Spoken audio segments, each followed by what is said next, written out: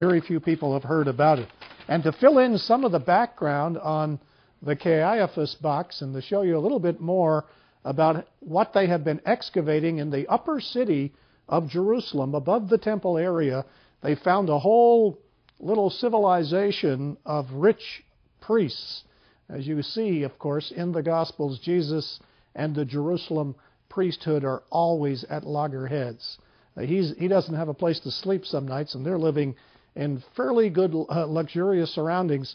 Here's a clip from a video made or put out by a group called Vision Video, and it's our friend Ron Kelly, who's a Duarte native, and he made this back in 1997 on a trip to Jerusalem, and it will fill you in more on the high priesthood and some of the archaeological stuff that's been turning up in the last 20 years in Jerusalem. So let's play that clip. The high priest's house was located here in the fashionable upper city of Jerusalem, not far from today's Zion Gate. Excavations in the upper city have revealed large and beautiful houses of the rich, villas in the Roman style, with mosaic-covered floors, panel ceilings, and imported furniture of the finest quality. Among them are these ruins of what is called the palatial mansion. It conveys an idea of what the interior of Caiaphas' home might have looked like. Gathered at the house of Caiaphas were chief priests, elders, and scribes. Here, the initial proceedings before the Sanhedrin took place. The trial of Jesus wasn't held in court, but in a private home.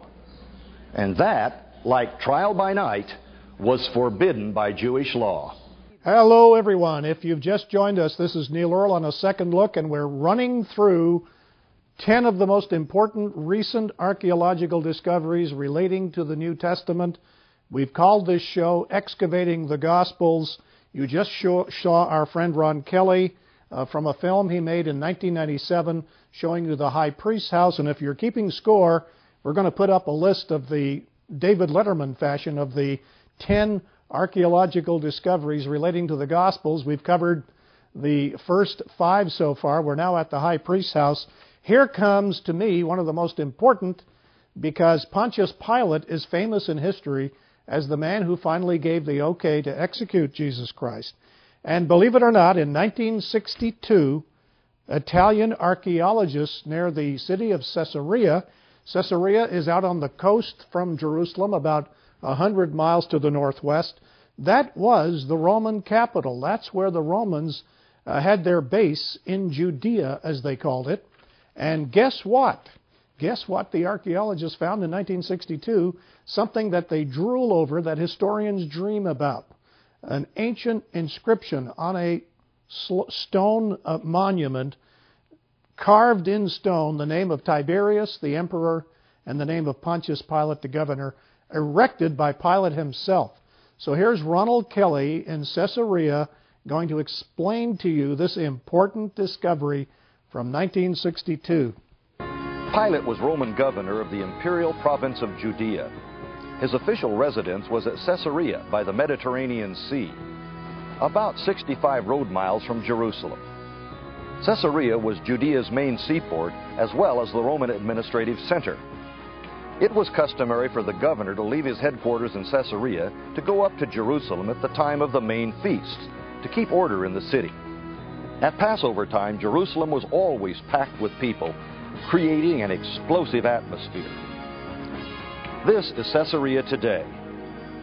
Over here are the ruins of a Roman theater, built by Herod the Great about 20 years before Christ. In 1961, a battered first-century limestone tablet was discovered in the theater. This is a copy on site at Caesarea. The original is in the Israel Museum in Jerusalem. Notice the inscription. The tablet bears the Latin name Pontius Pilatus, part of which you can see here. It's the only known inscription from his lifetime that refers to Pilate. Well, hello everyone. This is Neil Earl again. We're racing through 10 of the most important recent archaeological discoveries. That was Ronald Kelly from a film called Victory in Jerusalem. He was showing you the Pontius Pilate inscription found in 1962 by Italian archaeologists in Caesarea, the Roman capital in the first century. Remember, Luke chapter 3, verse 1 says, in the 15th year of the reign of Tiberius Caesar, Pontius Pilate being governor of Judea. That is nice to have if you're having to defend the Bible or the Gospels, an inscription actually written by Pilate himself. Now, of course, Pilate's written about by two Roman authors as well. So we come down now to, on our countdown from 10, we're down to number 4, and this is maybe one of the most gruesome sights we will have to show you, but we've gone from the boat in Galilee and the jug in Cana, the pool of Siloam, the James box, the priest box, the Pilate inscription. Now we take you down to something a little bit more gruesome. But in 1968, in caves north and east of Jerusalem, they actually discovered the remains of a crucified victim who was 5 foot 5 inches tall and had inscribed, incised in his left foot, I think it was, a 4.5-inch nail, which we'll show you now on this last film clip by Mr. Ronald Kelly, courtesy of Vision Video. I think it'll explain. It was a common sight throughout the Roman Empire, used by the Romans on a vast scale. In 71 BC, for example, over 6,000 slaves, including the gladiator Spartacus, were crucified on the Appian Way near Rome. Crucifixion was a brutal and degrading form of execution. Archaeology sheds light on this ancient form of torture. A macabre discovery was made in the summer of 1966 on a nearby hill named Givat HaMivtar on the eastern edge of Jerusalem. 4 Jewish tombs were found dating to the first half of the 1st century.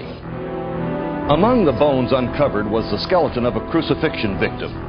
The 2 heel bones were securely joined together by an 8-inch nail. It's a grim reminder of the brutality of crucifixion.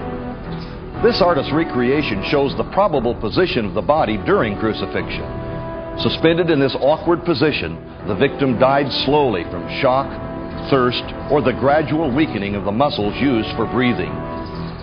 Victims of crucifixion often lingered in excruciating pain for up to 2 or 3 days. To the Romans, crucifixion was a shameful death reserved for the worst of criminals. Today, the cross is the preeminent symbol of Christian faith, recalling our redemption through the death of Christ. And greetings again. This is Neil Earl on a second look. We are counting down 10 of the most significant and recent discoveries in archaeology relating to the 4 Gospels. Now, we started with a boat up in Galilee, and we've worked our way down now to the stones of Jerusalem. And we will go to look at, and we've shown them many times on a second look, but certainly one of the most irrefutable elements of archaeology relating to the 4 Gospels is the fact of Herod's temple. You will remember that even the disciples were impressed with the size and the scope of Herod's temple. And in 1967, when the Israelis captured the old city of Jerusalem, they were now able to excavate the area around the Temple Mount. They had never really had possession of that for about 1900 years. Well, of course, what they found was somewhat remarkable. And the city that was built by Herod was in every way as grandiose as the 4 Gospels seem to indicate. Jesus said, "Destroy this temple, and I'll raise it up in 3 days." And the Pharisees were astounded. They said, "It took 46 years to build this temple." Herod put everything into this. We're going to show you a picture of some people digging just almost at Herodian level, because Jerusalem's been buried by centuries of conquerors and conquests. As Jesus said, it will be trodden down by the Gentiles. And in the summer of 1970, just 2 years after the important Temple Mount dig started, I was able to work there with my wife for a whole summer on this dig. Now, if you get an idea of the size and scope of Herod's project in Jerusalem, this is not the clearest picture we could have shown, I guess, but I wanted to get the people alongside of it. Herod, now you're digging down to the period of the Herod and the 1st century. That's something even the Romans couldn't destroy. Some of these stones are 5 to 6 feet long, 3 feet across, and measure about 5 or 6 tons on average. If you stand at the foot of a stairs in a public building, stand at the foot of a stage, in a school or a public building, you get an idea of how big these stones were. They're called ashlars. They're just very impressive. There's no denying the rock evidence in Jerusalem that Herod was the great builder as well as the great butcher that the New Testament says he is. Now, we're going to look next at a bath shot that we had. This is actually not too bad to cover this right now, because Jesus said in Matthew 24 to the disciples, he said, "There will not be left here one stone upon another." And we know from history that that has happened.